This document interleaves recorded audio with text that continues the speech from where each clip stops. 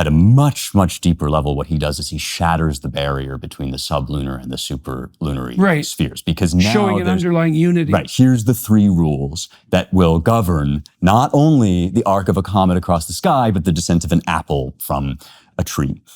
Why did Newton have any right to expect that he could do that? Why were people working on that problem at that time? It's because of the assumptions that you're describing, that when we see math, we think we're looking at something universally valid, and that something that not only hangs together in our brains, but will also send a rocket ship to Mars one day.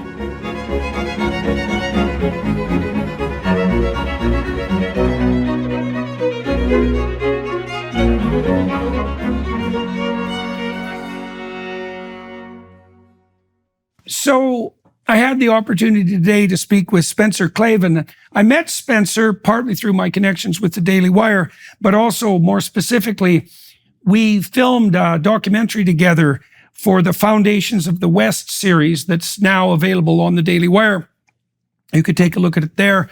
There's a series of dinner meetings that go along with that as well that expand out the ideas that we analyzed. The more proximal reason for speaking with Spencer today was that he has a new book coming out called Light of the Mind, Light of the World, which is available in mid-October 2024, just a couple of weeks after this episode in particular was taped. And we walked through his book, which is an analysis of the, what would you say, of the development of the ideas of the scientific revolution and an examination of their relationship to the religious ideas that still surround them and that constitute their metaphysical basis, but also an analysis of the dynamic relationship between those systems of ideas, religion versus science, let's say, as those ideas progressed through time since the dawn of the scientific revolution. For me, during the conversation, time flew by very rapidly, and Spencer said he had the same experience. So we're hoping that that spirit of timelessness that encompasses you when you are investigating honestly things that you believe to be true will also surround you as you watch this discussion. So welcome to that. So Spencer, the last time we had any real opportunity to speak together was in Athens. That's right. In front of the Acropolis, which now we've got the Arizona mountains in the background, but it's a bit of a change. Yeah. Well, it was a good deal to meet in Athens, and that was part, for everybody watching and listening, that was part of the Foundations of the West documentary series, which has been recently released on the Daily Wire Plus platform. And so I did a series of documentaries, 2 in Jerusalem, one with Ben Shapiro and one with Jonathan Pageau, one in Rome with Bishop Barron, and one in Athens with Spencer Klavan. And so that was fun. So what's been the consequence for you or for the Daily Wire, as far as you know, of release of the Foundations of the West? Well, it's really fascinating. And first of all, just looking back at that series when I got to rewatch it as it came out, to think what a honor and a privilege we had to be there together. I mean, just a gift. And it was a while back that we filmed that show. And I was really struck by the fact that the logic of our conversation at dinner took us to this discussion of anti-Semitism, as you called it, the spirit of Cain. Mm-hmm. And we sort of arrived at, before the October 7th massacre, before all of the horrors that have unfolded since we had that talk, we kind of arrived at the spirit of the age that's moving. And so on one level, it's very sorrowful to look back and see how true that was, what we were talking about. On the other hand, it's sort of a confirmation that these ideas, these issues are so vital now. These things that are supposedly so antiquated. Oh, it's ancient history, and we're chasing it out of the academy because it's white and it's evil or supremacist or whatever. In fact, the ideas of the West and the principles of the West are so deeply under threat that they become ever more vital by the day. So it's been wonderful to hear from people that this has given them a kind of grounding in where they come from, because we feel so alone in time these days. We feel so cut off from our ancestry. And we've been told that everything basically before sometime in the middle of the 19th century is just backwards nonsense, if that. And now this leaves people without kind of any mooring in these extremely turbulent times. So I think, besides just the joy of doing it ourselves and the wonderful conversation we had, it's great to know that we're giving people something, and that is grounding in history and a connection to the past. It was really good of the editors. The editors did a very good job in linking together the conversations within each documentary section in a manner that produced a coherent conversation, because it was a very spontaneous enterprise, and then also across all four. And then part of that, of course, was the dinners that we had afterwards in remarkably beautiful locations, crazily beautiful locations. And those turned out to be very coherent as well. And I think one of the things that made the documentary different from others of its type, let's say, is that we concentrated more on the meaning of the ideas than on the facts of the historical progression, the significance of the historical ideas, rather than the nature of the ideas themselves or the historical events. And so that's also, I think, emblematic of this different conceptualization of the world that's starting to emerge in a way on the ashes of the Enlightenment. So one of the things that I've been writing about and thinking about, and I believe this strikes right to the heart of the issue, is that the postmodern types were correct in one way, not uniquely correct, but still correct. Even a stopped clock. They're well, right, but to give the devil his due, it's very interesting and worthy of consideration that a small group of essentially literary critics have upended the world. Foucault, for example, Derrida. Nice, yeah. And that's at the bottom, that act of upending is at the bottom of the culture wars. Something like that doesn't happen by accident. And what the postmodernists got right in their suspicions was that we cannot see the world merely in consequence of apprehending the dead facts. Yes. It's not possible, and I've been looking into that a lot. There's a bunch of reasons it's not possible.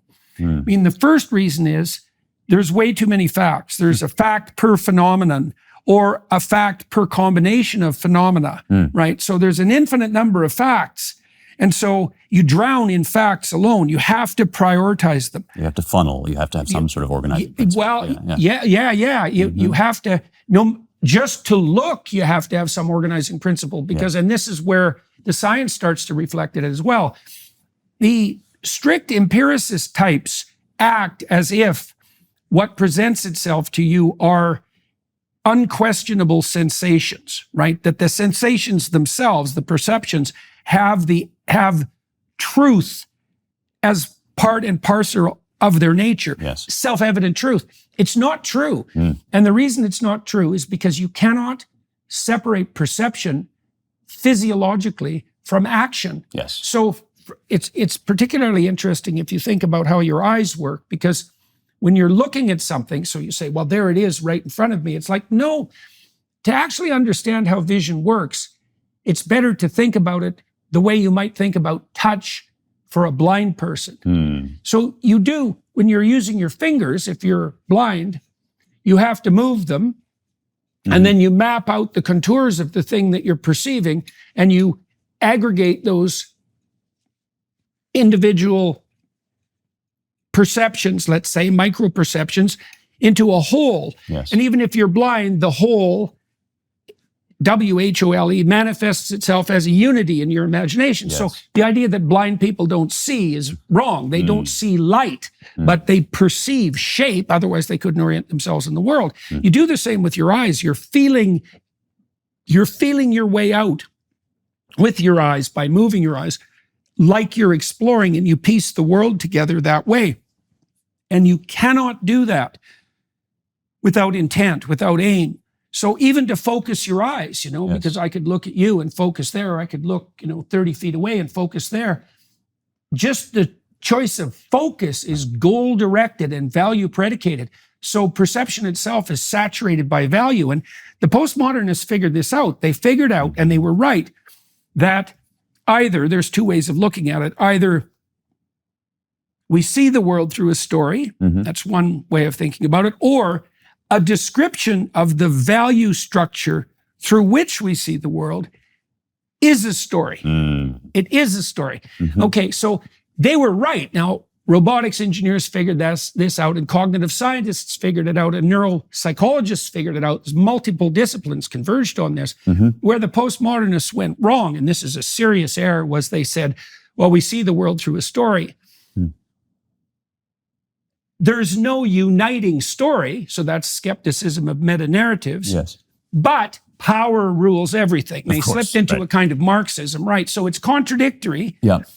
Okay, so extremely remarkable. Your thoughts on this subject are really dovetailing with something that I've been tangling with as well recently. You know, I've got this book that's coming out called Light of the Mind, Light of the World. Right, Light of the Mind, Light of the World. That's coming out this is October 5th today? October 15th. So it's coming out October 15th. Yes, okay. So within a couple weeks, essentially.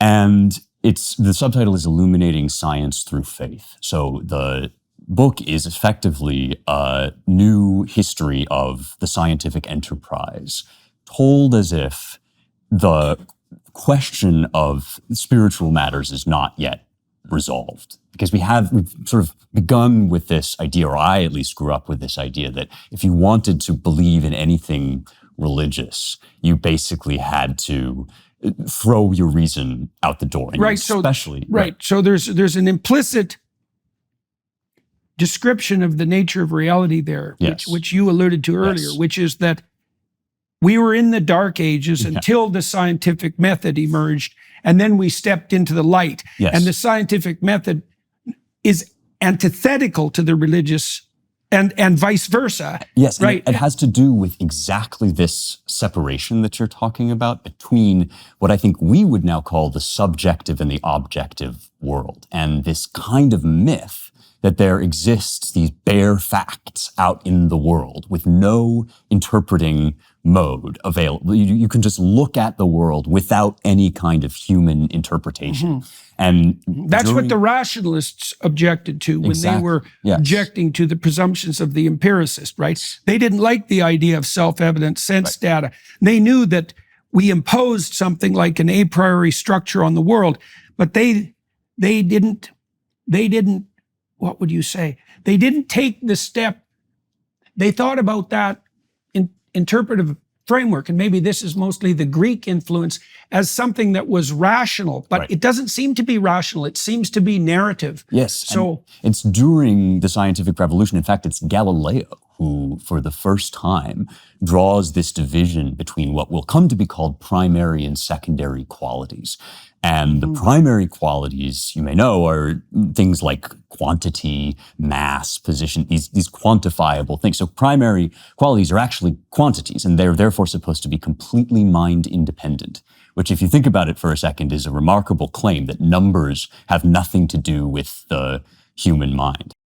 Since I joined forces with the Daily Wire Plus, we've built a comprehensive collection of premium content. Get the entire collection of Mastering Life, Strengthen Your Relationship, with my series Marriage. In the series on masculinity, discover your purpose. In Vision and Destiny, develop a vision for your own life. You need to do that. My new series Negotiation offers practical steps to help you close a deal where both sides walk away with a win. We're also offering a 3-part series on success, how to strengthen your family and to strengthen your relationships and to aim up. People are struggling with depression and anxiety. We walk through all of that. How do you cope with it? What's the best pathway forward? In addition, we've explored biblical writings and their cultural influence. Our new 10-part series on the Gospels delineates the accounts of the New Testament writings. And finally, join me on a journey through time, Foundations of the West. The work I'm doing with the Daily Wire brings the spirit of adventure forward. Join us on Daily Wire Plus today. Right. Well, mathematicians themselves differ on that interpretation, because some of them do believe that the mathematical realm is an independent reality that human beings discover, and others think, well, it's a subjective construction that bears some correspondence to the world. There's much to be said on both sides of those arguments. No question. But merely presuming that, as you pointed out, that numbers are self-evident and have nothing to do with the psyche, right? Exactly. The way we structure things. And so there was this hope, this very exciting hope at the time that you could draw a picture of the world from no human standpoint. That the world effectively could be reduced to this machine that operates entirely independently of our participation in it. And the secondary qualities, things like color and sound and all of those tactile sensations that you're describing and the way that we build our momentary impressions up into a picture of the world, all of that was secondary. In other words, more subjective, right? And gradually over time, as the scientific method demonstrated such enormous power, it began to seem as if that picture of the world, the primary qualities picture of the world, was all that was really real, because everything else seemed so... Everything could be reduced to that. Exactly. Yeah, well, it's funny because those so-called primary qualities are something like what everything has in common. And so there is something foundational about them. But you know, how the brain handles that to some degree is quite interesting. So if you look at the visual system, so your primary cortex extracts out from the visual field some things that you might regard as primary. Edges, for example. And you could think of those edges, edge detection, as one of the primary constituent elements of visual perception. And then that information moves from the retina, say, to the first level of visual processing, and then it moves up a hierarchy of visual processing toward perception. Now, at the highest level, perception itself involves motor movement. So, for example, when I look at this glass, although I don't know it, when I look at the glass, the grip I would use to grip that glass is activated by the perception. So part of what I perceive as the glass is grippable object of a certain mass with these dimensions that I could lift in this manner. And that's activated by the perception without me thinking about it. It's part of the perception. Now, there's one other thing that's relevant. Okay, so you could imagine that when people first started to talk about the visual system, they thought, well, there are basic perceptions and they feed upward to the realm of emotion, motivation, thought, action, one way upward. But the way the system is actually constructed is that all the different levels of the visual system feed back to one another. So even at the level of primary perception, most of what you see when you see something familiar isn't the object, it's your memory of the object, right? So you start to substitute. That's part of what gives you that feeling of familiarity. I've seen this before. It's also, weirdly enough, one of the things that obscures the wonder of the world, because as your perception automates as a consequence of repeated familiarity with something, instead of seeing the thing in itself, whatever that is, you start to see the memory of your perception of the thing. Now, that's super efficient. Here's a good way of thinking about it. You know, once you're literate, you can't look at a word without hearing it in your imagination. Okay, you hear it because your eyes, the part of the brain that's devoted to visual perception, and the part that's devoted to auditory perception in the cortex overlap. So your eyes are actually working as ears. Wow. Yeah, it's so cool. Yeah, it's a synesthetic. It's so cool. Yes, exactly. That's right. But but once you've established that circuitry, you can't look at a word without hearing the word, right?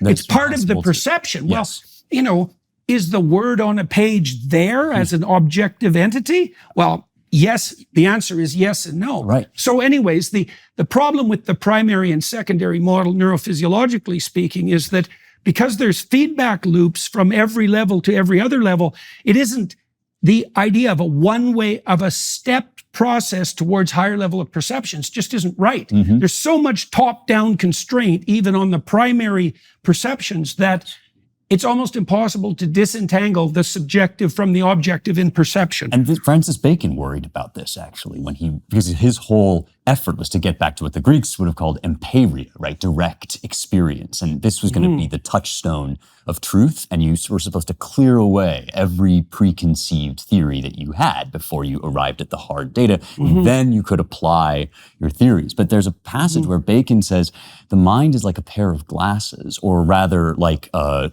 notepad upon which you're writing. you can't clear something old away until you've written in something new. In other words, there's always that lens.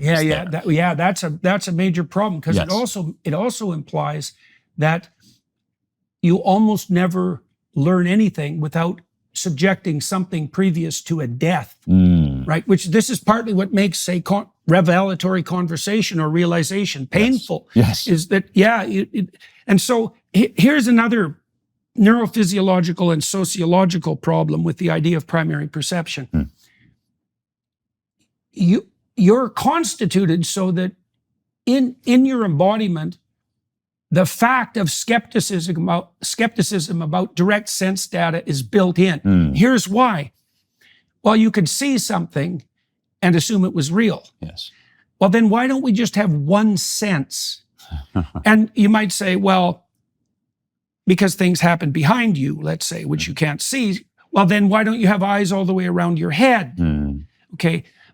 And why, more profoundly, is like, why vision plus hearing plus touch plus taste plus smell, and then proprioception as well? And the answer is because the data coming in from any given single sensory source is not determinative. It's sufficiently flawed so that if you relied on only that, you would die. So, but it's worse than that. It's worse than that, because we have 5 dimensions that we use to triangulate, so to speak, on reality. But that's not reliable enough. Even 5 qualitatively distinct sources of input, the senses, which are very different from one another, right? If they all report the same thing, we think it's there. But no, we don't. We think maybe it's there. And then we ask other people, right? You have to corroborate one another. And then not only do we ask other people, but we refer to tradition. And then not only do we ask other people and refer to tradition, we also, this is something the scientific revolution really did produce. And Francis Bacon in particular. Of course. Bacon and Descartes together determined that there were ways that we could approach the problem of what was real that would be more rigorous. And so the scientific method came up. And the idea there would be, if we're trying to account for something and there's a multiplicity of potential causal pathways, we'll reduce the causal pathway that's under question to one, and then systematically vary it. It's a brilliant thing to do. It's brilliant. And what's so, to me, tragic about the story, in the true sense, in that there's really no villain in this story. It's just, there's a shadow that follows in the light of this discovery, I think. Maybe there's the villains of the French Revolution. Well, the French, we can always blame the French. And in fact, Pierre-Simon Laplace, who was Newton's greatest interpreter in France, who took Newtonian mechanics and applied it marvelously to astrophysics, if there is a villain of my book, for instance, it's Pierre-Simon Laplace, in that he's the guy who takes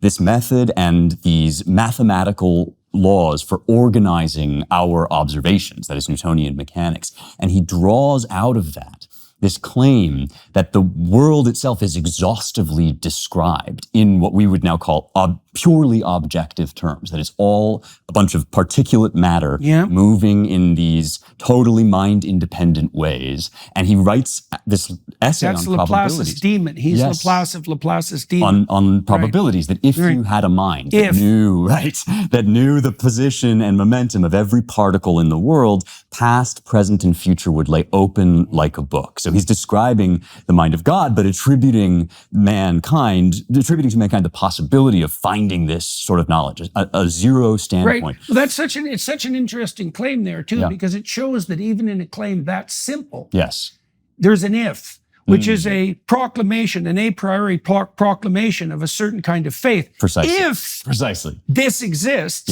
and the problem with Laplace's demon, which is supposed to, let's say, be able to track the position and momentum of every microparticle, is it can't. It can't. Right? So the whole if is wrong. Right? So the fundamental axiom of faith upon which the deterministic model of objective reality is predicated is false. And this is Ludwig Boltzmann. Right. And when you start to talk about the second law of thermodynamics and why it is that things tend toward entropy, and suddenly you've hit upon rule of the material world that is nevertheless not, strictly speaking, a law in the sense of being something that must happen by necessity. And it's that discovery, actually, that's a precursor to the quantum revolution. It's not exactly the same, but the same mode of thought is operative in Boltzmann and in Max Planck, after whom we name the constant that describes the quantum.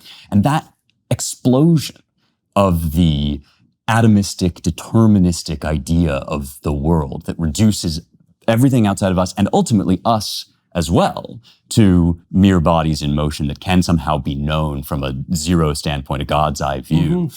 That totally upends this way of thinking about the world and starts, I think, to point us back toward what you're describing. And I think that what you're describing is at a very deep and primordial level also what the book of Genesis is describing.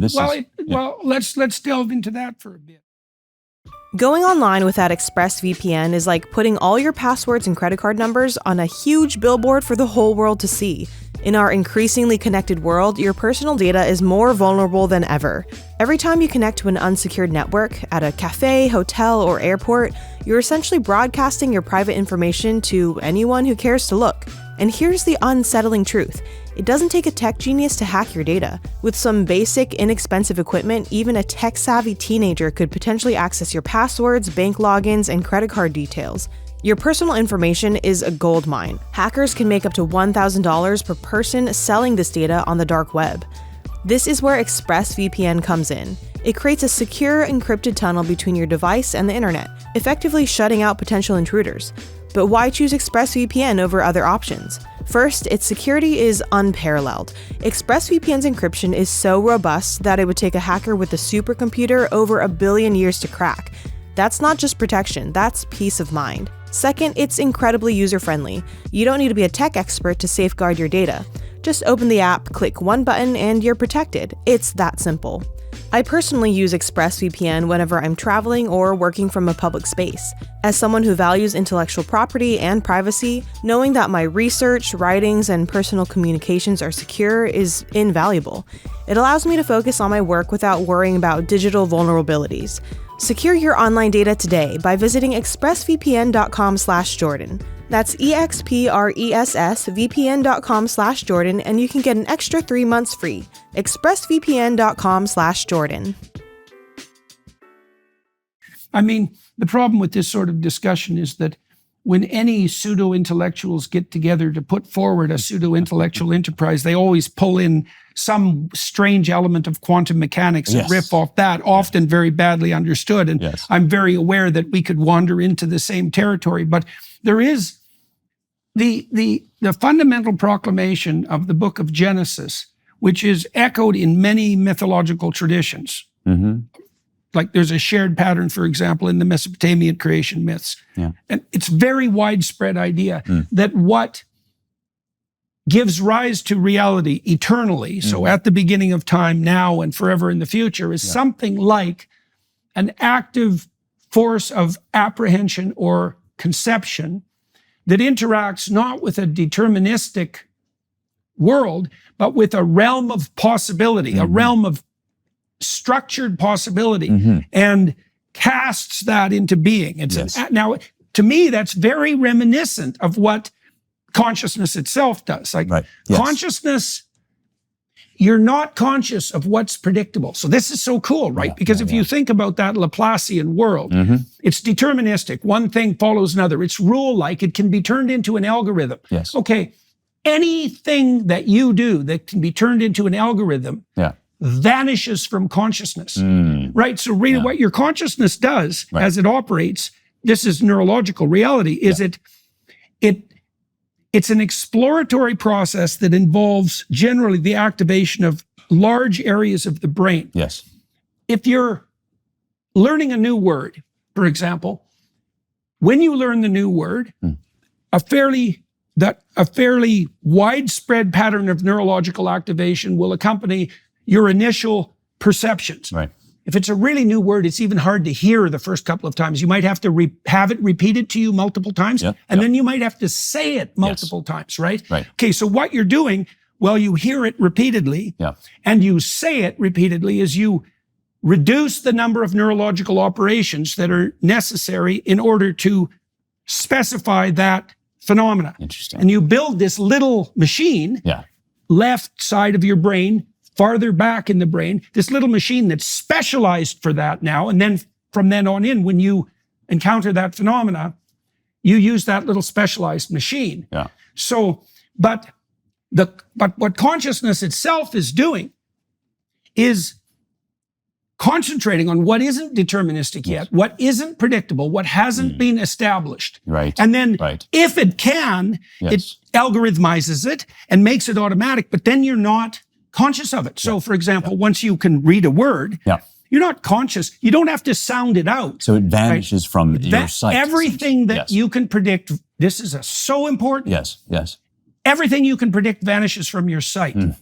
Right. Profound. Yeah. Right. So consciousness actually does seem to be the thing that lives on the edge of the transforming horizon of the future. And so the reality, this is what seems to be portrayed in the book of Genesis with the idea of tohu vabohu or teom, is that what your consciousness apprehends is not the deterministic world that can be turned into an algorithm, but those elements of the world that are not yet revealed, but could be. That's what you're contending with. And I want to return to something you said about sort of pseudo-intellectuals bandying about these scientific ideas, because I think that's absolutely right. There's a very dangerous direction of travel here, where you end up saying something like, science has proved the book of Genesis, or something like that. And that's actually not what either of us is saying at all, but rather quite the reverse, that the book of Genesis is describing here a pattern and indeed an allegorical template that ramifies out into every possible sphere of life.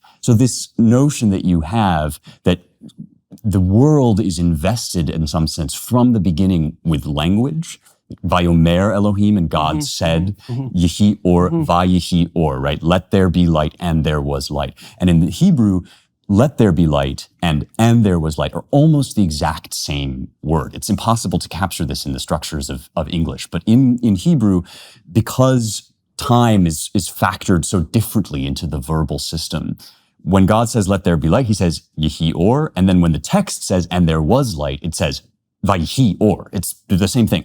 So to me, light existed and light emerged. Like if God said, be light and light be, or something like that. So, if you could say it that way. What this implies, I think, is that the text is describing a situation in which mind invests matter with these implicit structures that you are illuminating from a cognitive and psychological perspective. And that when man is invited into the garden to name the animals, he's not simply inventing the Hebrew language or coming up with the particular sounds he's going to say. It's much, much deeper than that. His mind is formed in such a way as to draw out these implicit structures. Definitely. Definitely. Well, that's partly why there's an echo in Genesis where the word is what brings being into reality.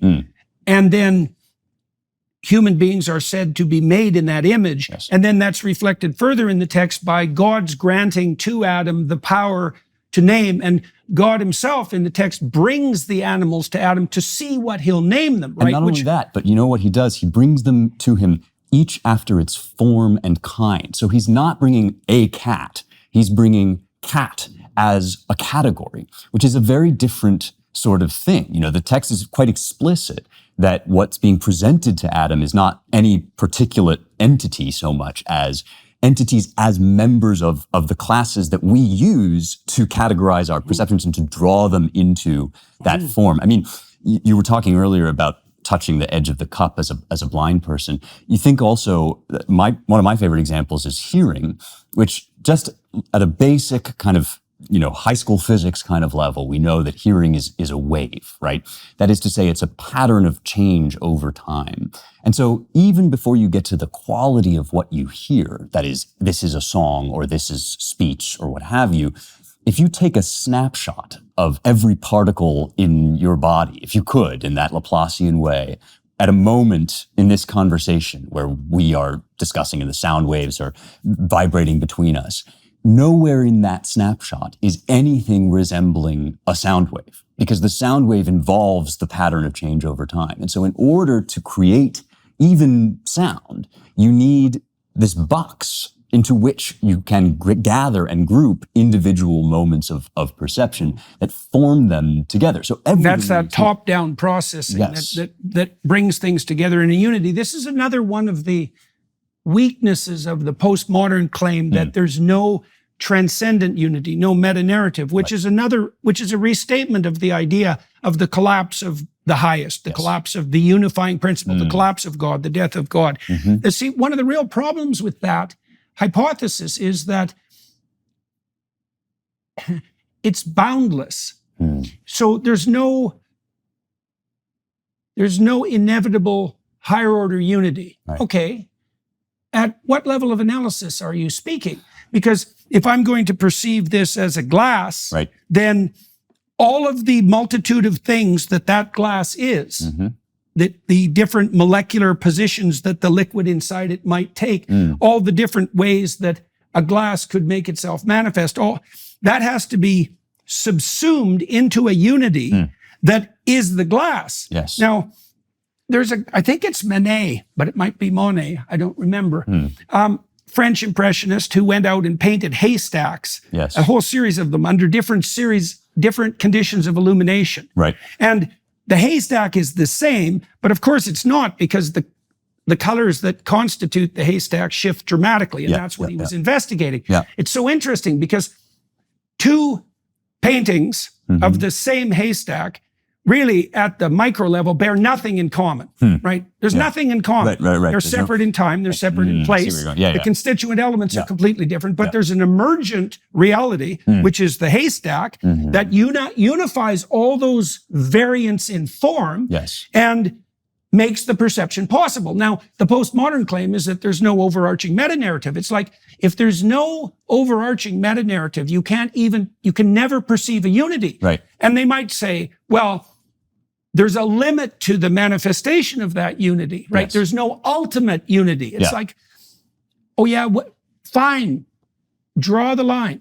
Tell me exactly where the unity stops. And then it's worse than that, because let's assume that they're right, that there is no uniting meta-narrative, so no single proper way of looking at the world. Right. You can understand that something might be said about that.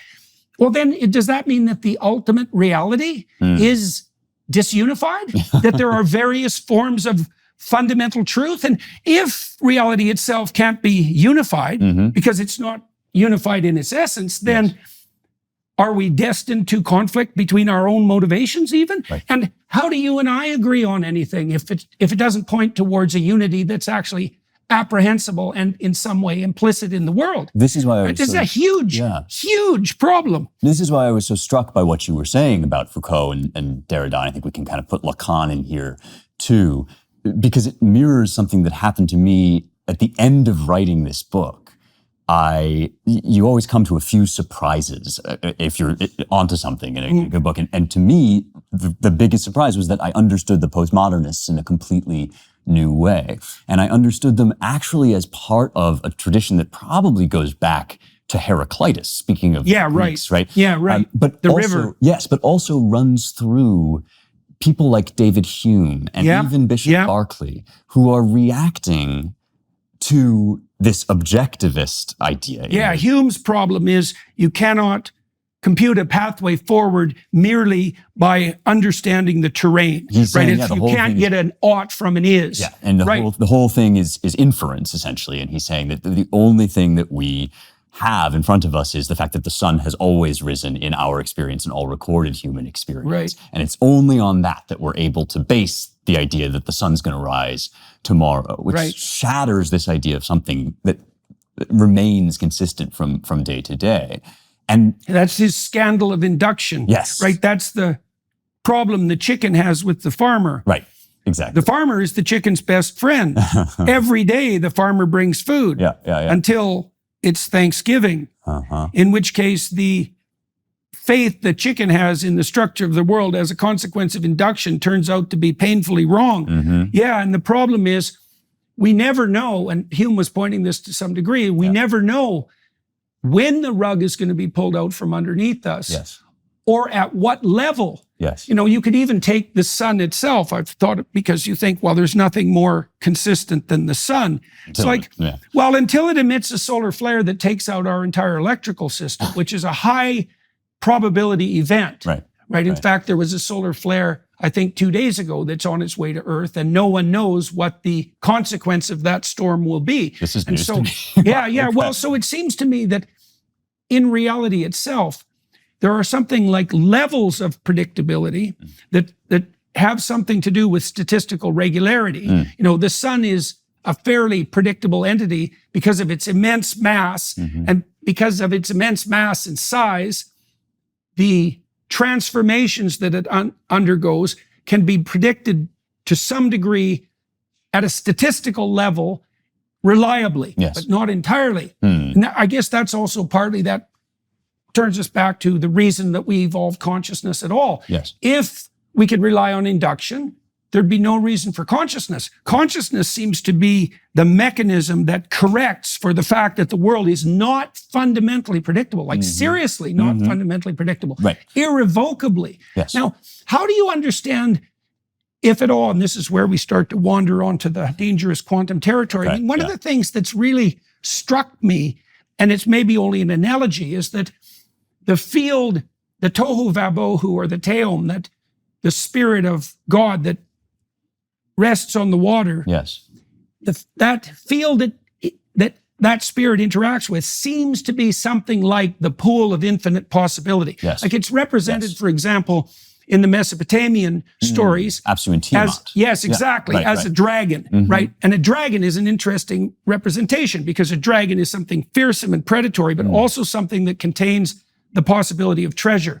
And so the underlying metaphor there is that what our consciousness confronts is something infinite in danger and possibility.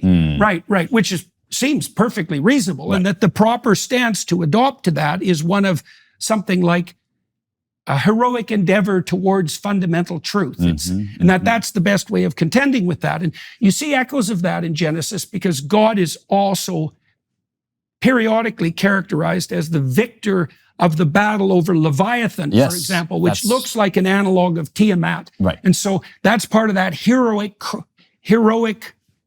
interaction with reality that characterizes, well, the Logos, the spirit of the Logos itself. The seething ocean of unresolved so at the quantum level, what's being discovered? Well, so this, I like to approach this through the debates that Niels Bohr used to have with Albert Einstein. So when quantum mechanics was first making itself known, first and foremost, to these very men, among others, Bohr and Einstein were two of the great architects of quantum, along with Louis de Broglie and any number of, Max Planck, we've already mentioned. But it's between Einstein and Bohr that this fundamental, irreducible tension emerges, in which Bohr, sort of a Kantian philosopher, says we're banging up here against the inherently unknowable to the human mind.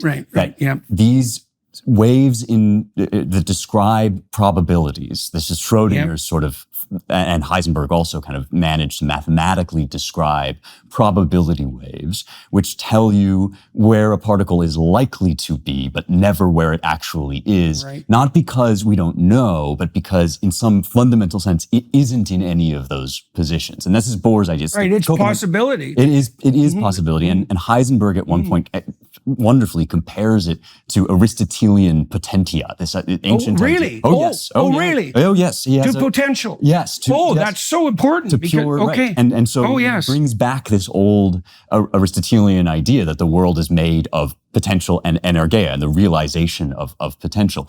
And so this is the Copenhagen interpretation, which basically says there are no holding places in your mind for that which is fundamentally unperceived. So Bohr is saying, of course, all of our measurements and observations are always going to be expressed in terms of classical mechanics because they're going to be making contact with our minds, which are shaped like classical mechanics in some way. These categories like space and time, location and position, these are baked into our minds. This is where you get the Kant of it all. And Einstein wonderfully says, if this is true, then it's the end of physics. Because to him, physics means... Is deterministic. Yes. And it also means that mathematics describes directly a reality that is independent of us entirely, and that the world can be blanketed over completely with these objective mathematical terms that describe whatever is most fundamentally real.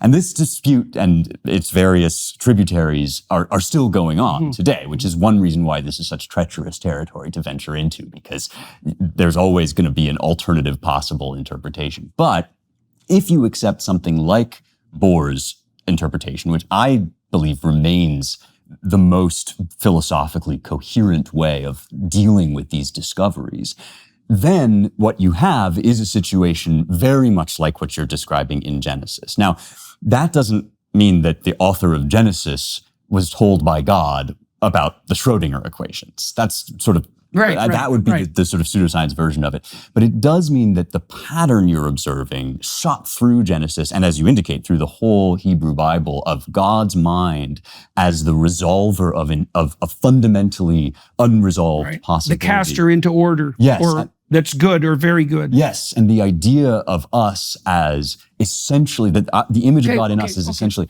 Okay, well, so... The radical left's stance on abortion has reached alarming levels. From supporting free abortions to even advocating for infanticide, we're witnessing an unprecedented assault on the sanctity of life.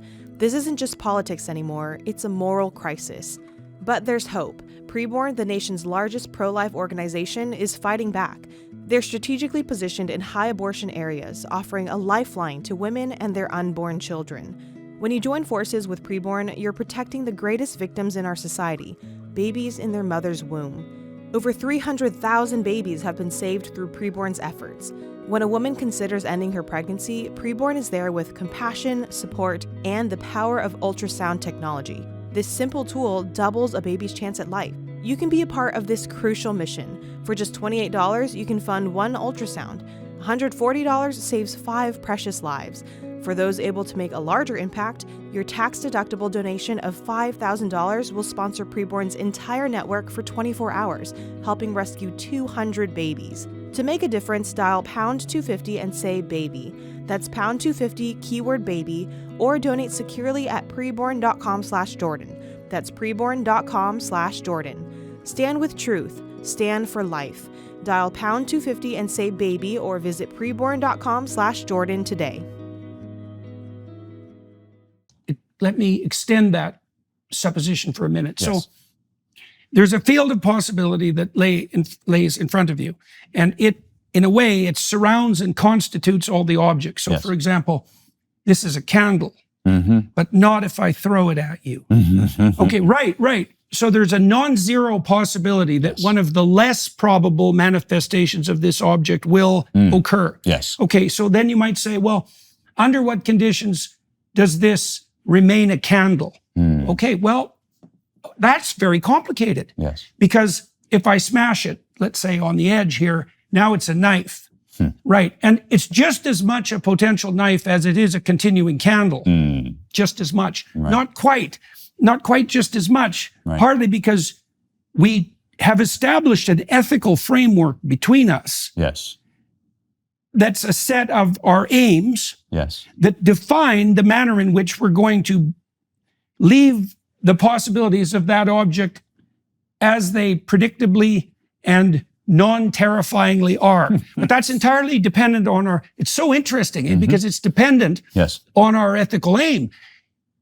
You can imagine a situation where you're in a bar where a beer bottle now becomes a spear or a club. Yes. And so that's within that realm of possibility. Now, the reason that possibility doesn't or does manifest itself is very much dependent, partly on the intrinsic possibility of the object, right? But it also depends on the aim of the perceivers. Yes. If our conversation starts to deteriorate into the depths, and we hit a fundamental place of disagreement, and we regard each other as enemies in consequence, then we're likely to make some of the unpleasant possibilities that surround us much more likely to be manifest.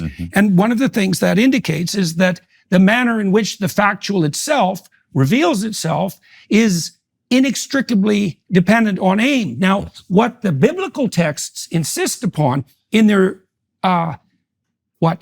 their injunction that we should walk with God is that if we oriented ourselves towards the highest possible aim, and we did that consistently and without pride, then the manner in which the world would unfold would be the manner that is good or very good. Yes. And that only when we deviate from that heavenly orientation is it the case that the possibilities of the world that tilt it towards a more fallen or hellish state manifest themselves. So I've been thinking about this with regards to work.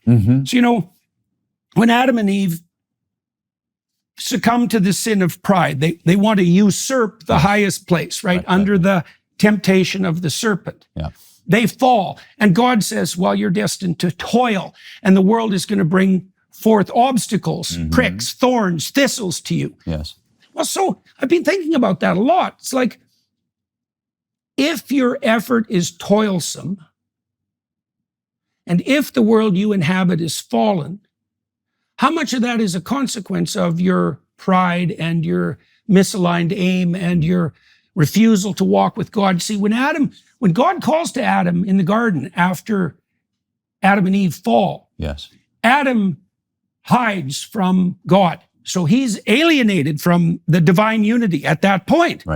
And he refuses to habitually walk with God as he had. So his aim is now seriously off, tempted as he was by Eve and the serpent. That's when burdensome toil enters the world. And so one of the things I've really been thinking about is, this is something Job wrestles with too, is that the degree to which the possibilities of the world make themselves manifest as unjust suffering are in precise proportion to the misalignment of your aim. And you see that elaborated in the story of Cain and Abel, for example. Cain's aim is misaligned. Nothing works for him. It makes him, can't get the right sacrifice. He can't get. Here's something that I've been going through that initially will sound like a real crash down from the lofty heights of our conversation, but actually I think it embodies it almost exactly. It's suddenly occurred to me that if, instead of coming to my work with aspirations to some external reward, such as fame or money or any of these other things, which are good things that we would want, I think, for our friends and all that. But if you leave all of that at the door and you just try to love things for the right reasons, that is, you try to love the good and invest yourself and your joy in the good of the task before you, everything the whole world transforms. And well, that's actually, we can refer back to the neurophysiology. That's actually literally true. So the way your perceptions work is that you establish an aim, and then the world appears to you as a pathway toward that aim. Okay, and it's so subtle. So, for example, if I decide that I want to walk across a room, the fact that you're in the way now makes you tagged by my emotional systems as negative. The fact that I've established the aim of walking behind you makes you an obstacle, and the response to that is negative emotion. So it's so interesting. So you establish an aim, a pathway opens up. Okay, now that pathway is demarcated by obstacles and things that facilitate your movement forward. All the things that facilitate your movement forward are now positive to you. They invite, they fill you with enthusiasm, and everything that's an obstacle is tagged with negative emotion. So you can see obstacle, facilitator, foe, and friend. Okay, so what it means is that not only do the phenomena of the world make themselves manifest to you as perceptions in relation to your aim, so do your emotions. So then you think, so that starts to beg a question. If you're suffering, how much of that suffering is a consequence of misaligned aim?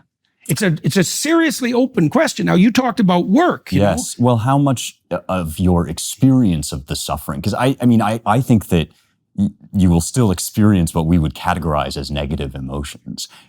Or at least that's been my own experience, is that in this state of attention toward the good for its own sake, It's not that all of the experiences we describe as toil, anxiety, disappointment, not that those don't come. It's that precisely as you are suggesting, your interpretative framework for them has radically altered the way that they land with Well, it's even more subtle than that, Okay. I would say. Well, take this situation of a football player Yeah. who's injured, well, in the important final game. Yeah. Okay. Well, we have documentation of this occurs all the time. People will play with broken ankles, or they'll play with broken thumbs. And do they feel the pain? It's like, it's very complicated because the emotions are being experienced at multiple levels of analysis simultaneously. Yeah. So at one level, because the digit or the ankle is damaged, there's interference.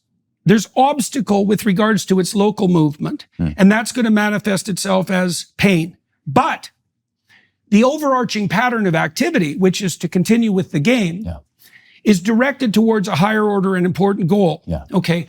That produces positive emotion. That's incentive reward. The same physiological response that cocaine produces. Okay. Cocaine is powerfully analgesic. So at one level of analysis, you've still got the pain. Right. But at another level, the fact that the activity that's causing pain is linked to a distal valuable goal produces a pharmacological counterposition to the pain. And so what you have then, I think that's what we experience when we say something like, that was difficult, painful, let's say, anxiety provoking, but it was certainly worth it. So it's like proximally, pain, distally, no, it was a see, and this is kind of what Job decides in the book of Job. Job makes the case that he will not allow his proximal suffering to demolish his essential faith in himself or his essential faith in the goodness of the spirit that underlies reality. And it's a call to courage. What the story of Job indicates, I believe, at least in part, is that no matter what happens to you in your life, no matter how deep the suffering is, your best stance is one that helps you maintain your faith, your optimism in the essential goodness of yourself as a human being. And Job is portrayed as a good man in the text. Your essential faith in humanity itself and your distal faith in the ultimate benevolence of reality. Now, it seems to me also that without that, we wouldn't be able to move forward in difficult times, right? They would just stop us. So there's, and it's also the case that if you lose that faith, so let's say you're suffering, and even unjustly, as occurred with Job, so you're being tortured, and you don't know why, and it's hurting your faith. Let's say you do lose faith in yourself and you lose faith in God. You do what Job's wife tells him to do, which is to curse God and die. Right. It seems to me indisputable that all that does is open up a new hell under the one that you're already suffering. And it would be because you're already in pain and things are going badly for you. And now you demolish your faith in that distal goal. Well, then all of that pharmacological remediation that would go along with your sense that this is hard but worth it, that vanishes, and there's nothing left but the theater of pain. I mean, that condition that you describe, that underneath you is a new hell deeper than the one you're in, that's exactly the condition of Satan in Milton's Paradise Lost. Exactly. It's Which way I fly is hell, myself am hell, and under that another hell opens up. And in fact, that's his pride, His pride and desire to usurp produces that. And unwillingness to change in the face of, that's to bring a mind unchanged by time and place. And that is one of the things that Milton shares actually with Marlowe, Dr. Faust. Mephistopheles says, "Do you thinkst thou that I, who saw the face of God, can go anywhere now without pain? That having turned away from that distal goal you're describing, everything, even things that we would account pleasures, becomes sort of more pain. That's what happens to Cain. I think Cain, in killing Abel, in consequence of resentment, which is not the only way to respond to the failure of Cain's life, He chooses that, and God accuses him of choosing that he invites sin in to have its way with him. Cain decides to kill his ideal, Because Cain is bitter because he's not Abel. And so then he kills Abel. And then he says to God, my suffering is more than I can bear. It's like, well, obviously it's more than you can bear, because now you've demolished the very thing upon which your redemption, your salvation, your enthusiasm, your shielding from pain depends. Right. And he also is destined to become a wanderer, right? So interesting. He's destined to become a wanderer, a vagabond, right, and in the land of Nod. It's so cool. So he's a wanderer for the same reason that psychopaths are itinerant, is that once you violate the implicit moral order, you have to seek out new victims, because your reputation precedes you and no one will play with you. So you have to be a wanderer. That's the classic literary trope of the itinerant bad guy. Right. He has to move from place to place. Because and then he's a wanderer in the land of Nod, which Robert Louis Stevenson associated with sleep and unconsciousness. It's like, well, of course, because the way that people react to the evidence of their own criminality is to degenerate into unconsciousness. They allow themselves to become willfully blind. And so he's a psychopathic wanderer in the land of unconsciousness with nothing but pain as his companion. That's very reminiscent of the figure of Satan in the Miltonic story. And you see that in Dante too, the image of the inferno. There's a hell. But underneath that, there's another hell. And then underneath that, there's another hell. And then in Dante, you do get to the bottom of things. It's betrayal, which I think is quite brilliant. Right? That's what Dante identified as the cardinal malevolence of Satan. It's brilliant because betrayal inverts trust. Right. And civilization depends on trust. Right. Like love depends on trust. Family depends on trust. Your relationship with yourself depends on trust. Right. And so people often become traumatized by a profound betrayal of trust. And so Dante got that right. But the idea that there are these descending levels of suffering with something ultimately malevolent at the bottom, that is a vision of hell. I think it's right. You know, in my clinical practice, now and then, I would encounter people who had the deepest of existential problems. Like there were murderous impulses afoot in their household for multiple generations. Brutal situations. And in those situations, completely contaminated by thousands of lies, We'd get to the bottom of something, terrible as that was, and then something new would open up that showed that where we had got was nowhere near the bottom yet. Like an infinite landscape of faithless pain. Terrible. Wow. Terrible thing to see. And unimaginable. But you see this in relationships. Like, people often won't communicate with their wife or husband because they don't want to start an argument. And what happens is there's a surface disagreement, right?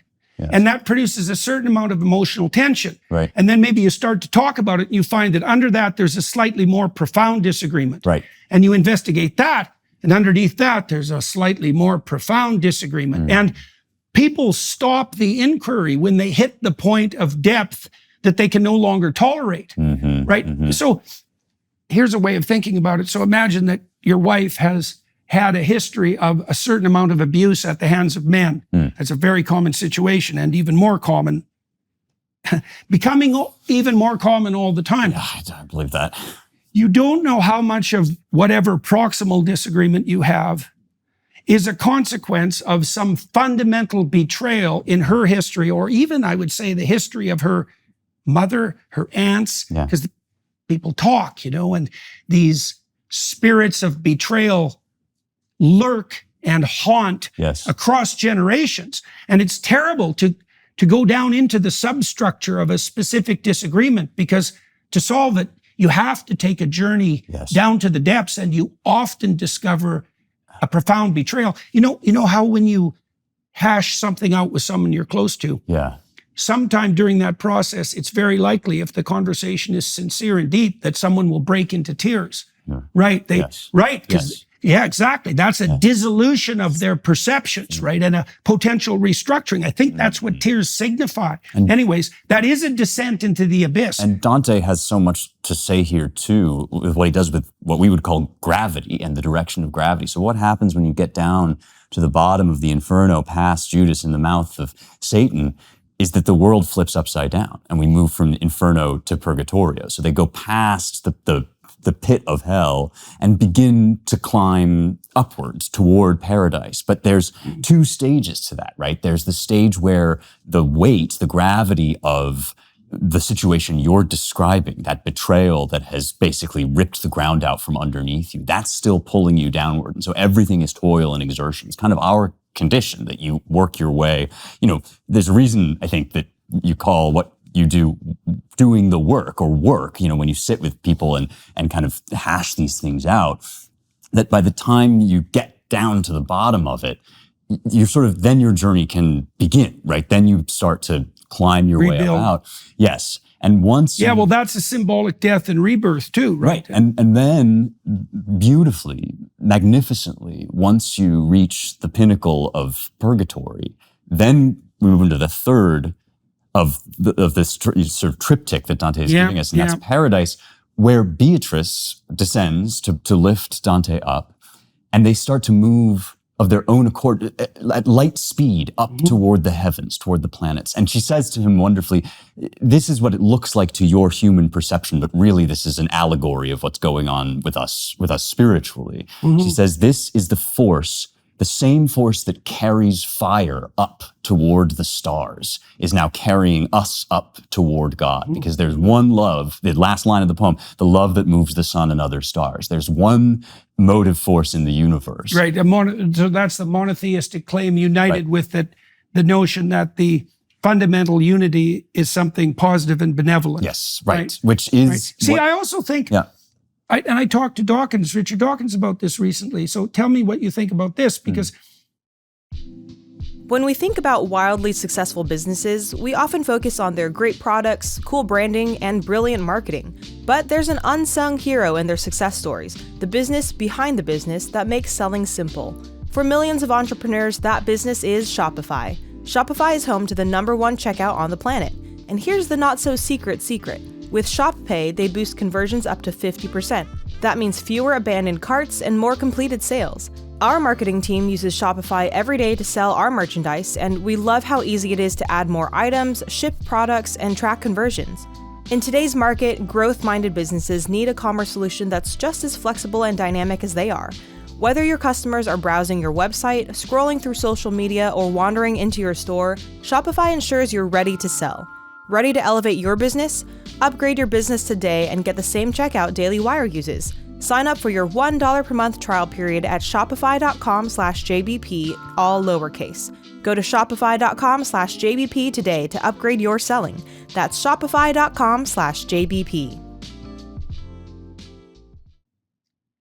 One of the things I hashed out with Dawkins to some degree was the fact that, in my estimation, and I think in his, the metaphysic that made science itself possible has been demolished. So then I was thinking, now he tends to lose, he knows that, but he tends to lose interest in what that metaphysical demolition constitutes. Right. So one of the things I've been trying to lay out is, what is the metaphysics? What's the narrative frame of science itself? Now, Jung tried to figure this out, right? That's why Jung was so interested in alchemy. So Jung's idea was that there was an unconscious fantasy emerged in counterposition to the spiritualization of Christianity that highlighted a lurking possibility that still existed in the material world that hadn't been explored. And so that would be something like the call of the transmutation, that there's a substance, a material substance that could give us, make us healthy, that could grant us immortality, and that would transmute everything base into what was highest, lead into gold. Okay, so there's a potential in the material world that has that as its promise. That's the treasure. Prime matter, right? Which is prima materia. Which is exactly the thing with no qualities, right? It's the thing with the stripped bare of everything. Okay, so Jung's proposition was that there had to be a fantasy, very widely distributed, that there was something of immense value still lurking in the material world before the scientific enterprise could get started. You need a motivation for spending your whole life analyzing the mating habits of fruit flies, because it isn't something that has obvious, immediate, motivational or emotional significance. It has to be linked to something else. Okay, so what's it linked to? Well, here, tell me what you think about this. And this is also why I think that science, which is another problem Jung was trying to solve. Why did science emerge in Europe? Yes. And once, Right. right? What were the preconditions? Okay, so let's lay this out. Tell me what you think. The cosmos has a logos, so it has an order. Yes. Okay. Fair enough. The order is intelligible to the mind of man. Okay. The order is good such that understanding it better makes things better, not worse. Contrary, let's say, to the story of Frankenstein.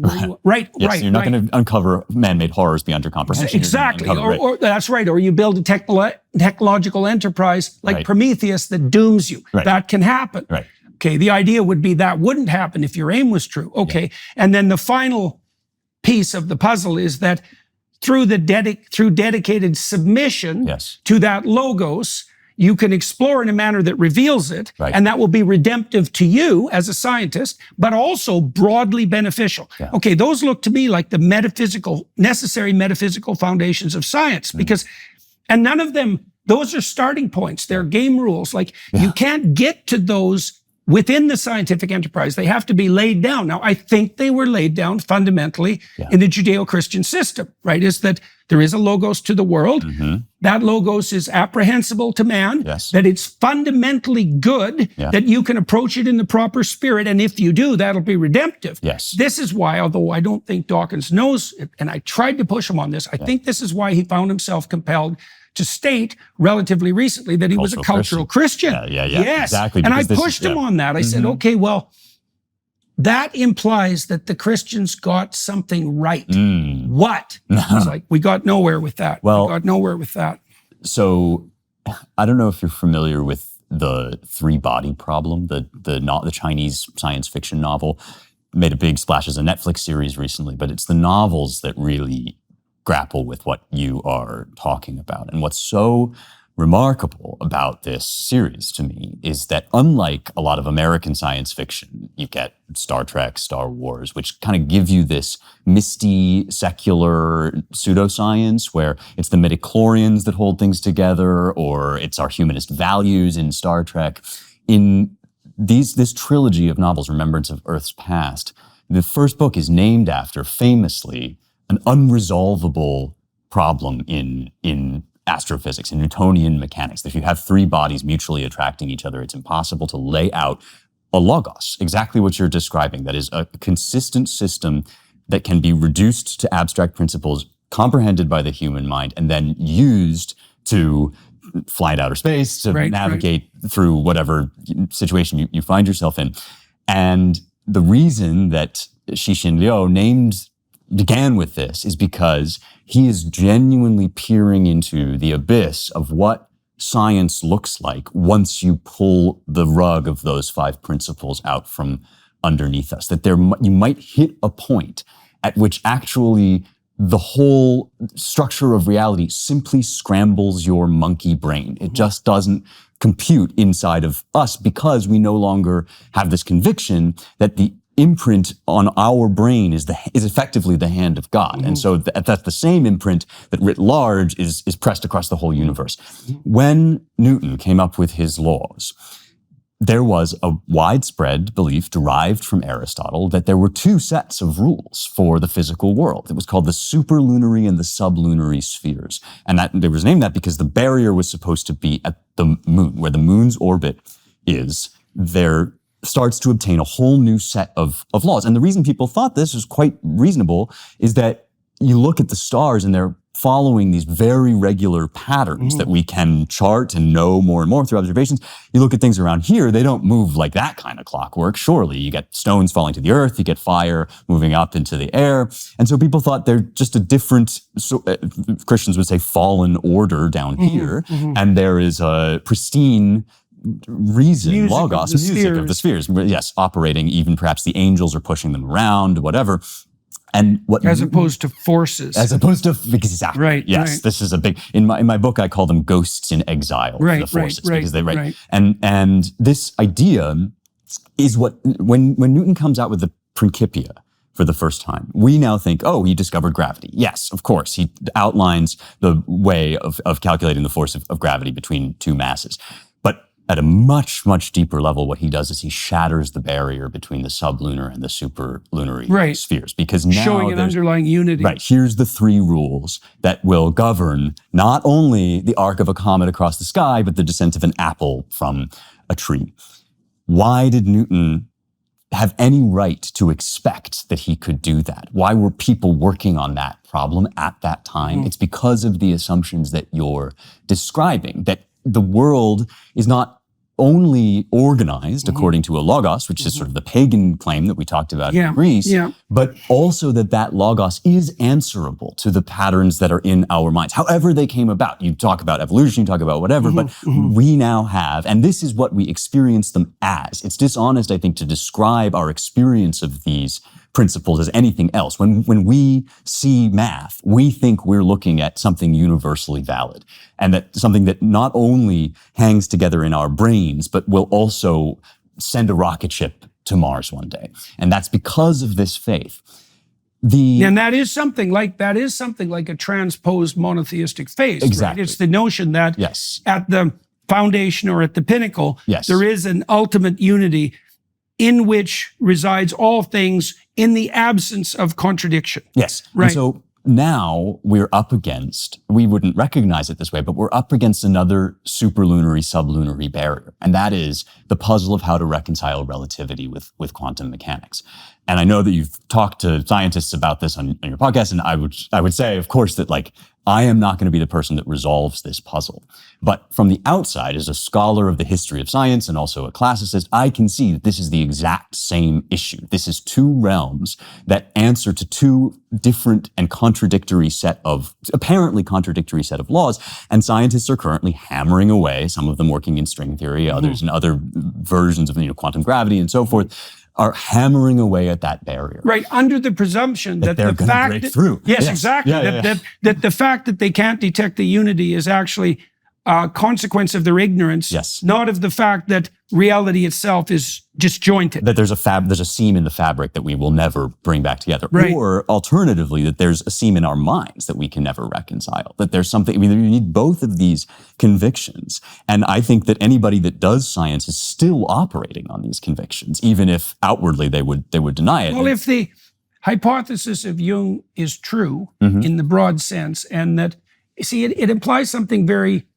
interesting that I also saw as a practicing scientist. So I was involved and still am in a lot of research enterprises, right? The production of approximately the equivalent of 30 PhDs. It's something like that. And I watched scientists who were genuine scientists and scientists who were careerists and hucksters. And I watched how they operate. And it's so interesting because the scientists that actually discover something of value, and I would say the ones that have the deepest careers and the best relations with their students, the ones that are on the right path, they're suffused by religious ethos. And it's very deep. So I spent a lot of time, I wouldn't say mastering statistics because I'm no statistical genius, but understanding how to conduct a statistical analysis well enough so that I could do it and actually do it and actually understand it. And one of the things that I realized was, if you have a spreadsheet that's full of data, 100,000 data points, let's say, there is an indefinite number of ways that you can apprehend that matrix, that you can see it, right? There's all the possible combinations of the numbers in the matrix. Right. Okay.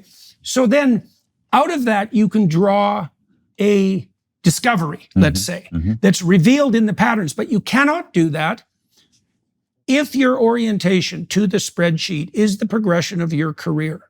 The pathways that make themselves manifest in the numbers will be those that further your career. So this is part of the problem of replicability. So p-hacking, right? This is exactly. You can do an infinite number of correlational analysis. And if you do 100 of them, 5 of them will be statistically significant. Right. Well, you can just ignore the fact that 95% of them weren't and report on those 5%. And the thing is, there's a profound pull to do that because in any given experiment, you might have to any given experiment, you might have devoted 2 years of your life. Yeah. For a graduate student, the success of the analysis might determine whether or not they get their PhD. Like there's a lot at stake. And so then you might say, well, why not just discover within the matrix of numbers the pathway that furthers your career? Yeah. And the answer to that is, well, that's a complicated problem. It's like, is there anything other than self-promotion? Well, I told my students, if you allow your careerist interests to determine the decisions you make when you're conducting your statistics, which will be well hidden from everyone else, but also from yourself, one of the negative consequences is that, well, you betray the spirit of science, and so you pull the rug out from underneath yourself, but you also convince yourself of the existence of a delusion that you might then chase for the rest of your life, right?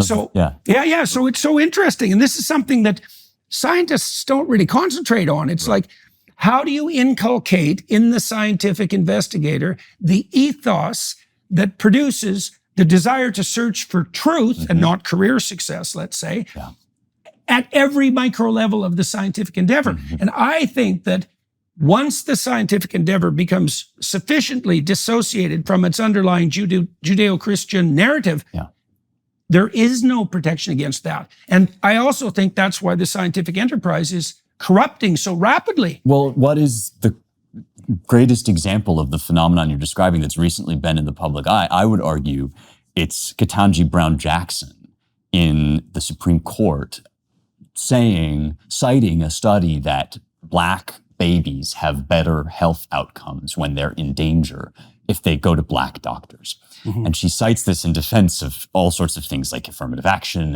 and race-conscious preferences in hiring and so forth.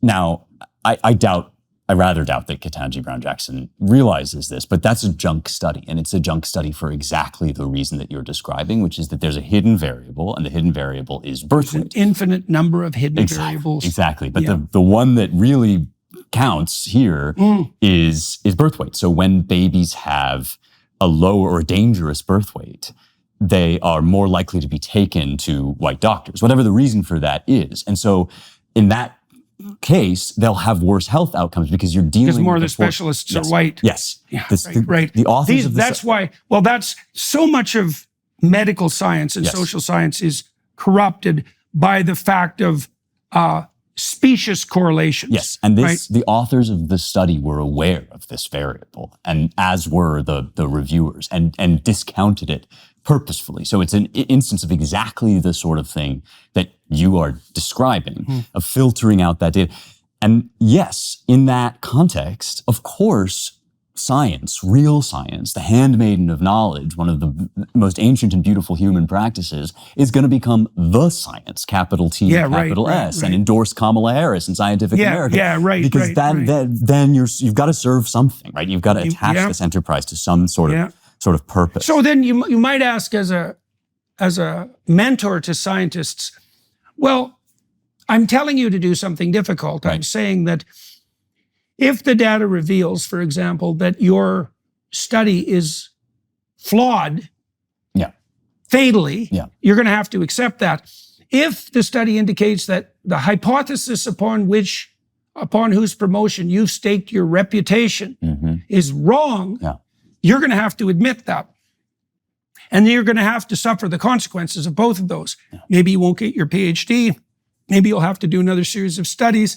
Maybe your career won't advance properly. Maybe you'll be humiliated as a consequence of your previous claims. Okay, so then you might say, well, if that's the cost, then, well, why not just falsify? This is the temptation of the lie constantly. Why not just falsify? And I would say on the positive side, the negative side is, well, that's wrong, and maybe you'll get caught, and that'll be a catastrophe, and the abyss is there, and all of that. But you could say, well, I don't care. Like Raskolnikov says in Crime and Punishment, I'm not going to get caught. So we're not worried about that. And if I can lie to further my career, then so be it. Okay, so then you might say, well, why not do that? Because I think the question isn't ever why lie. The question always is, why not lie? And in the scientific realm, what you sacrifice if you deceive yourself and others in the service of your career is the discovery of the concordance between your soul and the logos of the world. Yeah. Because there isn't anything more enthusiasm provoking than actually discovering something new. And it's because you get a sense of the eternal harmony between things. You think, oh, that realization, which is a new form of truth, is of so much value that the price I paid for that, sacrifice my old presumptions, that my career has taken a strange path as I pursue the truth, that's irrelevant in comparison to the profundity of, I think it's the establishment of that harmony between soul and cosmos. It's something like that. It's raw joy. I mean, that's the treasure in the field, the man's self. That's right. That's the pearl of great price. Exactly. That's exactly right. And one of the most striking things you said to me in Athens was when you told the story of realizing that most of what you said early on in your career, you didn't believe, or you didn't have the reason to believe, or there was some element of dishonesty. Of lies. Yes. Yeah. And you said, I decided to tell the truth and see where it would take me. And that whatever happens to you because of the truth is going to be better than anything else. Yeah, even if you don't know it. I think yes. that's really the conclusion that Job draws. It's that, and it's also the act of faith that Abraham performs when he makes his multitude of sacrifices, because God comes to Abraham as the spirit of adventure, right? God comes to say to Abraham, you're content and satiated, but that's not enough. Yeah, leave everything behind. That's right. Fields. Well, why? Right. Well, okay, so now Abraham agrees. He's going to do this. So he follows the divine path of adventure. Now he has to make sequential sacrifices as he moves up, because he has to dispense with what's no longer appropriate as his capacity expands. He transforms so radically that he gets a new name, right? And he kind of encounters every adventure in the world as he grows. And that's also what makes him the father of nations. So he starts, it's so cool. It's such a great idea. The idea is that the forthright adherence to the clarion call of divine adventure is the same pathway that radically increases what the evolutionary biologists would describe as reproductive success, right? Construed over a very long period of time. Right. But it makes sense, right? Imagine that you have, that your deepest instinct pulls you out into the world beyond your zone of comfort and impels you to develop. Right. Well, obviously that's going to make you more attractive to people of the opposite sex. But then also obviously, if you're a contender in that manner, you can wrestle with serpents, you can handle serpents without being bitten. And you teach your children that, well, you establish that ethos of divine patriarchy. That's a good way of thinking about it. Well, why wouldn't your descendants be numerous and take over the world, so to speak? That's the promise of the covenant in the Old Testament. Oh yeah, I mean, this is all these things shall be added unto you. Right. All that stuff that you just talked about, that you give up, all your career advancement, all your readiness to throw yourself at the feet of the first person that's going to give you a Nobel Prize or whatever shiny thing you're chasing after. You got to get rid of all of that in order to seek the kingdom of heaven first, in order to love the good for its own sake. Right. And that stripping that you're describing in sacrifice is kind of... Well, and Christ extends that, because he says that also, that extends beyond your commitments to career, let's say, or even to the benefits of life more abundant and material prosperity. He said you also have to do that even in relationship to your own family, right? Is that every single thing that's good has to be sacrificable to the highest possible good. Exactly. And then out of that source will arise all the other goods. That's why Abraham gets Isaac back, as far as I'm concerned, right? Because he's willing to offer his son to the same process that impelled him out of his immature satiation.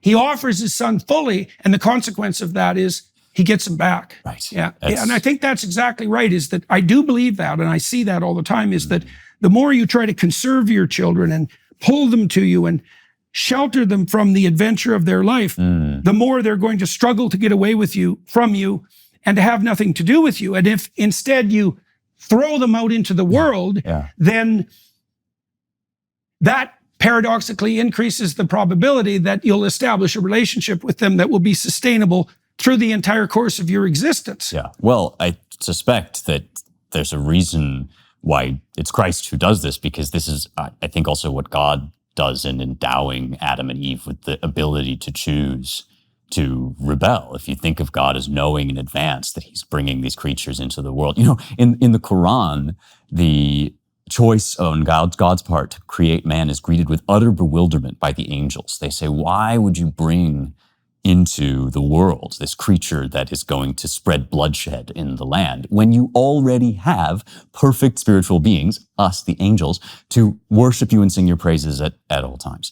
And God in the Quran just says, I know what you do not know. He basically responds that it's a mystery. But I suspect that the answer to this in the Christian tradition is God desires you around so much that he is willing to let you go.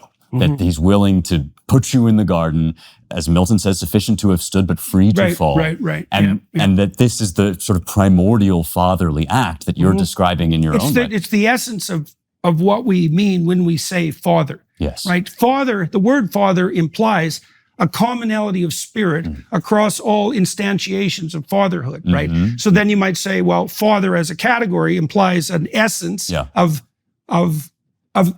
an essential element of the patriarchy, could be power. That's not a great way of establishing relationship with your children. It could instead be something like encouragement of courage, right?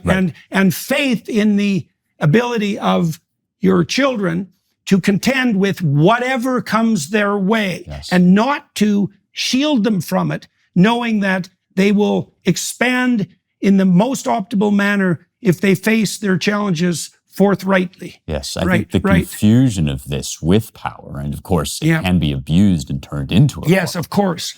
No question. But to say that because of that, it simply is fatherhood or patriarchy is oppression, that is the exertion of force over another, is... Yeah, well, that's where the postmodernists went way off the rails. Well, Foucault in particular. Yeah. It's all power. It's like, that's pretty goddamn convenient for you, buddy. You know, and I see that terrible alliance with hedonism, right? If your orientation is just to get what the narrowest part of you wants now. Think about sexual hedonism in that regard, and that's particularly relevant to Foucault as far as I'm concerned. It's like, why do you want power? Well, so that people will do what you compel them to do. Okay, well, what do you want to compel them to do? Well, obviously, if you have to compel them to do something, it's going to be radically to your benefit and not at all to theirs, because that's the only situation under which force would be required. Like if I make you a good deal, I don't have to use power. So power is the handmaiden of hedonism, fundamentally. And hedonism is the sacrifice of others to your short-term whims. Yeah, that's no principle on which to found the world. And that doesn't even work for chimpanzees, by the way. Franz de Waal showed this quite clearly. If you track the stability of chimp patriarchies across time, the rulers who exert force die a bitter and premature end because their underlings rebel and in a moment of weakness tear the tyrant to shreds. It's like something out of Machiavelli. Definitely. Well, I think we discussed this in Athens. This is what Plato describes as the tyrant. Because what have you done the minute you've forced somebody into doing your will? You've effectively made that person into an appendage of your own soul. You've turned them into some even part of the worst yourself. Elements of your own soul. Certainly. So you live in a world now that increasingly, to the extent that you have power over it, includes only you. You are inherently the most narrow part of you. So this is that's a very good description of hell, is that what you're doing first is you're allowing yourself to be possessed by your most immature and self-centered momentary whims. Those are your God. Now you need to use power because other people won't go along with that. Just like kids at a playground won't go along with the bossy kid who only wants to play his game. So this is also, so we found that the so-called dark triad traits, Machiavellianism, narcissism, psychopathy, they clump together. That conceptualization had to be expanded to include sadism, which is the positive delight in the unnecessary suffering of others. And I think the reason for that is that if you start to instrumentalize other people and they go along with it or are unable to withstand your tyrannical force, you end up absolutely contemptuous of them. And not least because their acquiescence to your idiot hedonistic tyranny makes you suffer terribly. Like they're not standing up to you and setting you right. And so you start to, just like this is what happened to Hitler, who ended his life with full contempt for the German people for not being the sort of people who deserved his stellar leadership, right? While Berlin was burning and Europe was in ruins, right? I mean, that thing... There's hell. That's a good image of hell. Absolutely. Now, the thing that you said about Cain and Abel, that in order to escape his sense of inferiority, Abel destroys his ideal. You bet. I mean, I've often thought about what we call wokeness as a kind of global war on archetypes, right? It's like this, your beauty standards make me feel bad. Yeah, absolutely. So instead of addressing that through my own personal change, I'm going to try to basically tear the whole fabric of spiritual reality or absolute truth or something down out of the sky.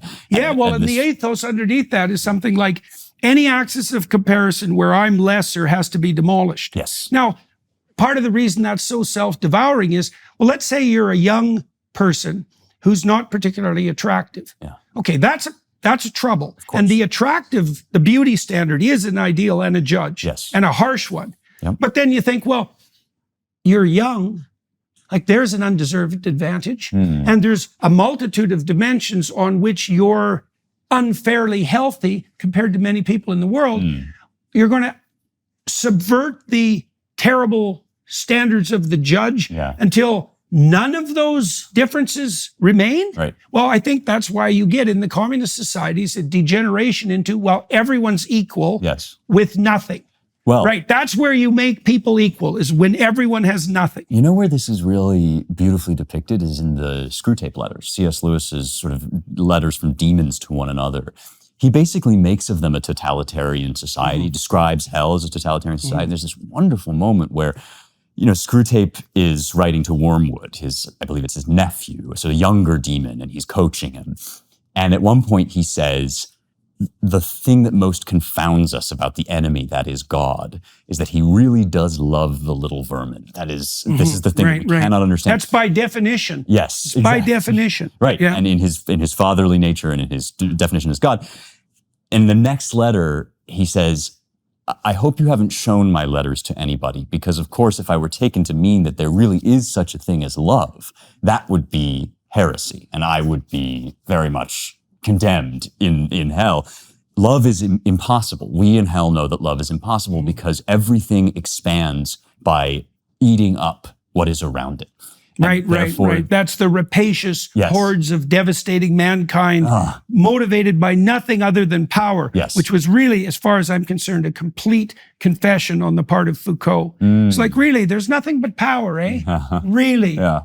That's what you think. That's what you think about everyone. And there's no actual dialogue between people. There's just the competition between plays for power. That's your world. You're definitely... Yeah, you might be successful, Mr. Foucault, but that just made you the biggest devil in hell. And that's a pretty weird definition of success. And there's something even more pathological about that, because if there is no game but power, so there's no love, let's say, if there is no game but power, I'm a fool to do anything but play a power game with you. Of course, and I'm also a fool not to win, right, at whatever cost. Right. And so... that's, I think, the unconscious motivation that underlies the claim that the ruler of the earthly realm is the spirit of power. It's like, okay, if that's the case, then clearly, if I can, I should. Now, I know as a clinician, if you're the kind of person who thinks I can, and therefore I should get the hell away from you as rapidly as possible, because that is the core proclamation of the possessed psychopath. It's like, you are nothing but a field of opportunities, not only for me, but for my deepest, darkest, and most fragmented desires. That's that legion of devils that constitutes hell. And the idea that this is, that this force or Satan is the prince of the world, basically sets us up to understand ourselves as either slipstreaming into that logic, operating according to our most base desires, you say, dissolving ourselves effectively into raw material power, or positing the existence of a separate principle from Right. the raw mechanical workings of the material world. Well, I think the Old and New Testaments are investigations into what that alternative to power is. And I think you can sum it up, actually. It took a long time to figure out how to sum it up. Yeah. Well, it's something like the spirit of voluntary self-sacrifice, right? Because the biblical stories are an investigation into what sacrifices best please God, right? It's a millennia-long investigation. What is the right work? Yes. Which is the same thing as the right sacrificial pattern. And there isn't anything more diametrically opposed to the claim of power than the proclamation that the proper community is founded on the highest possible spirit of voluntary self-sacrifice. And that is what's emblematic about the crucifixion. Right. So God himself sacrifices himself as voluntarily to hoist the future and the community onto his shoulders. It's like, yes, that's a complete inversion of the notion of power. Absolutely. Right? And I think I can't see how you can possibly claim that the healthy community can in fact be founded on anything other than sacrifice. I mean, to the degree that you love your wife, you give up everything that's only local to you for the relationship. That's sacrificial. That's what you do with your children. That's what you do with your friends.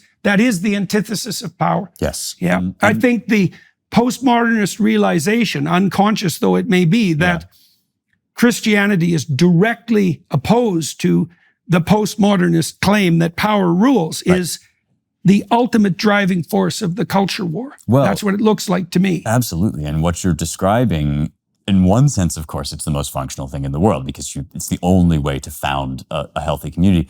In the other sense that we've been talking about more, it's extremely inexpedient to propose that you should shelve all of these immediate desires that you have and trust, right? Believe that you're going on the other side of that to receive blessing. Definitely. Well, I actually don't think there's any difference between that and cortical maturation.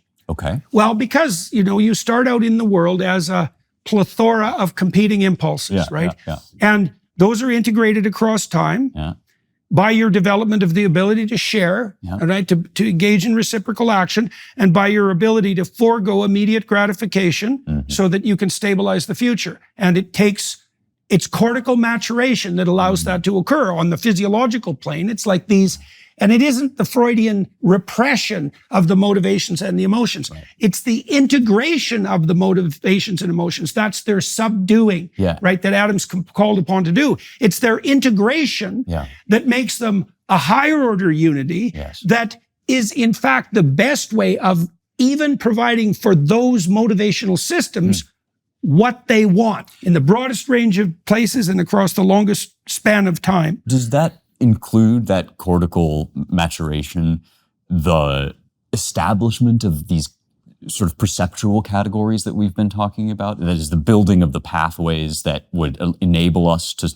do things like look at this glass. Well, it is. Yeah. So imagine that as you mature as a child, if you're properly socialized, so you become an increasingly desirable play partner, which is like the definition of proper socialization.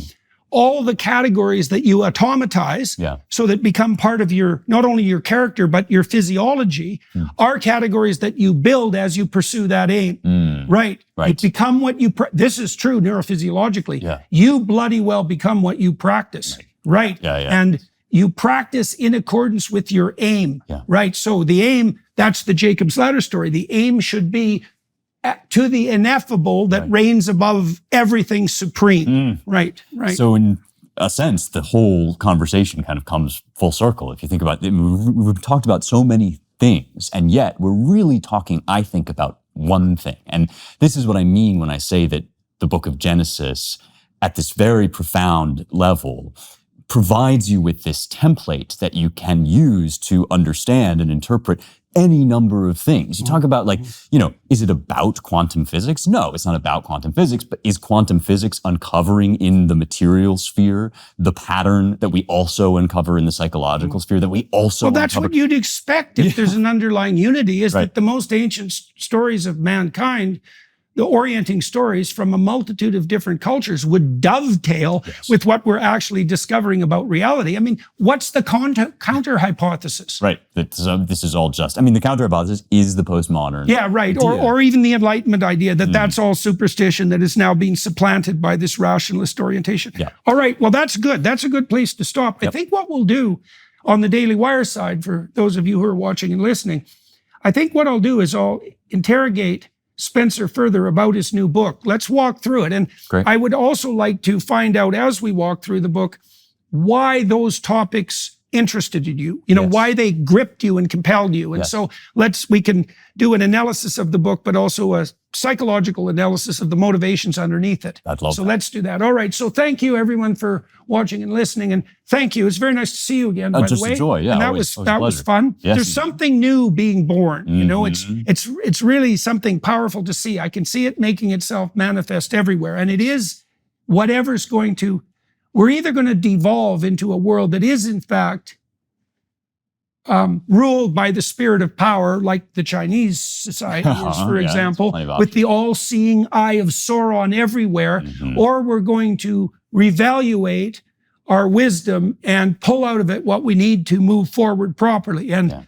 you can see those two proclivities battling at the moment, but I see more and more reason to be optimistic. So we can all pray for that if we have any sense, because the alternative is pretty damn dreadful, or even unimaginably dreadful. Yes. But I see the light breaking too, actually. I think, I know you've been thinking a lot about the Tower of Babel story lately, and the Chinese system that you're describing sounds a lot like the kinds of Near Eastern societies that I think the Tower of Babel story Yes, definitely. It's the eternal Babylon. The eternal Babel, yeah, right? You bet. And I also feel, despite the apparent darkness around us, I look at, for example, Ayaan Hirsi Ali. Yeah. I think about, Neil Ferguson. Yes, who are sort of excavating these. Russell Brand, for that matter. Russell Brand, I know. Yeah. Well, it's as you say, it's in many different locations. That's for sure. It's a kind of revival. Yeah. And it's something that a lot of people have been praying for, actually, for a long time. Something that has to happen organically from the ground up. I think something we don't necessarily